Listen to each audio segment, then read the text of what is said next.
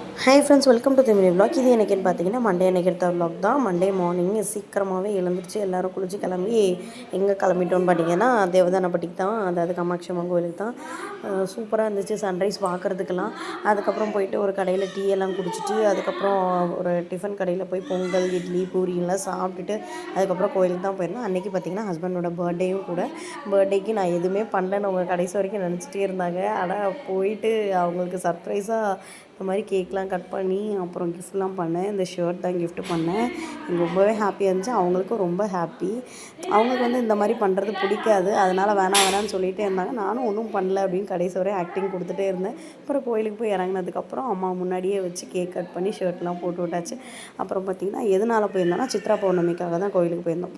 போன பௌர்ணமிக்கு கோயிலுக்கு போனது உங்களுக்கே தெரியுமே. இந்த தடவை திருப்தியாக போயிட்டு சாமி கும்பிட்டு வந்தாச்சு. அவ்வளோதான் இந்த வீடியோ பிடிச்சிருந்தா லைக் பண்ணுங்கள், ஷேர் பண்ணுங்கள், சப்ஸ்கிரைப் பண்ணிடுங்க. பாய்.